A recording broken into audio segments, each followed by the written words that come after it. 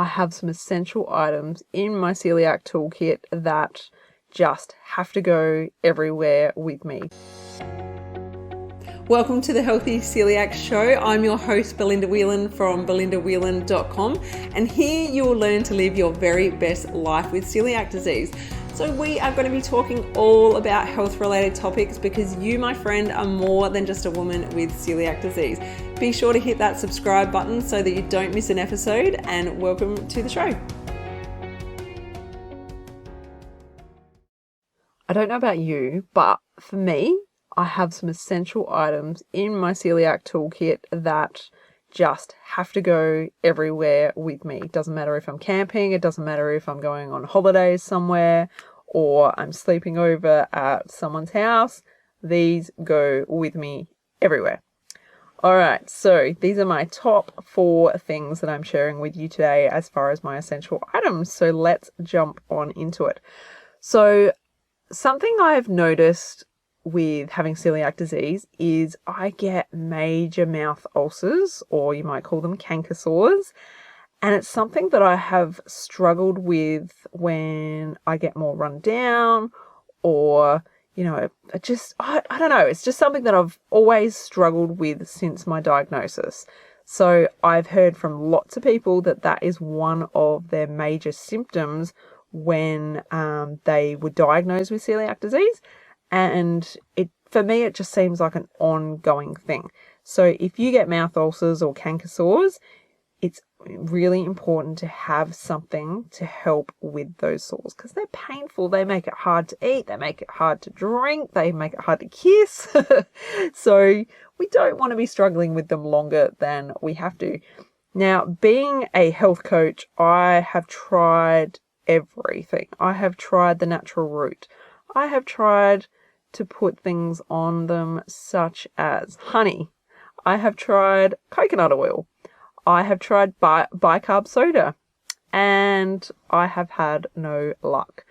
And it wasn't until one day I was rummaging through our medicine cabinet and I was looking for something else, and I came across this little magic bottle of what is called SM33 here in Australia. And I was like, how did I forget about this? This is like the go-to product to put on my ulcers, my mouth ulcers, canker sores.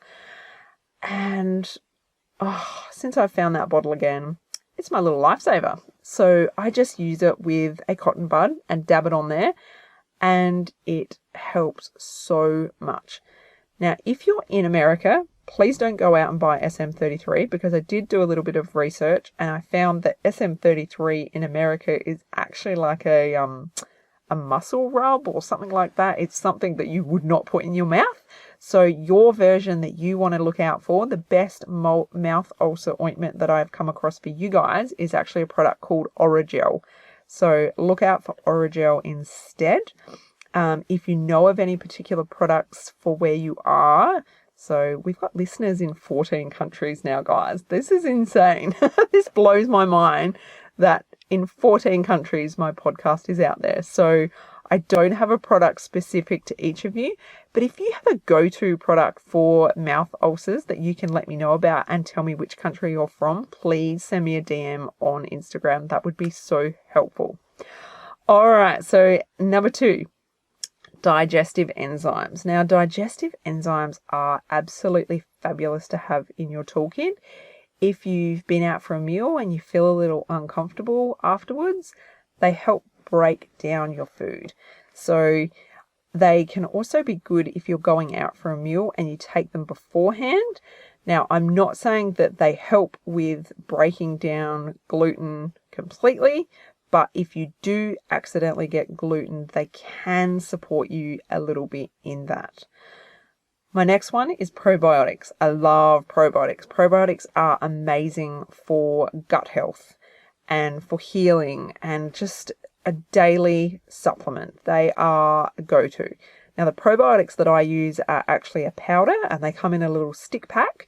And I buy them in particular because I don't like the idea of having to buy refrigerated probiotics because they make it a little bit harder for travel and camping. We go camping a lot. That's our thing since COVID. We can't travel overseas anymore.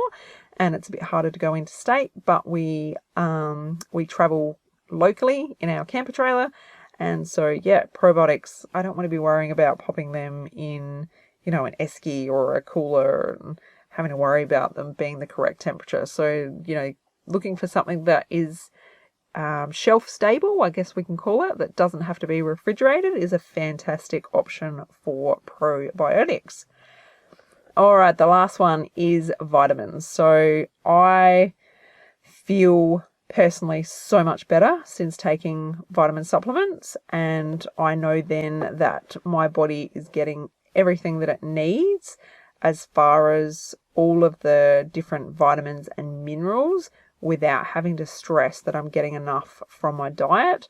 I do believe wholeheartedly in eating as healthy as possible, but then I also understand that our food is grown very differently to what it used to be even 50 years ago, and the nutrients aren't in our food as much as what they used to be. So vitamin supplements, super important, and make a big difference to energy levels for myself personally. So they're my essential items in my celiac toolkit. If you have anything else that you'd like to add and let me know about, then please send me a DM. But just a super quick episode for you guys this week, and I will be back to talk with you again next week. If you like this episode, please go ahead and leave me a review, and I can share that with the world. And yeah, this podcast is growing really quickly, and I'm absolutely loving how many of you are out there listening. So I just want to quickly give you a shout out and say thank you.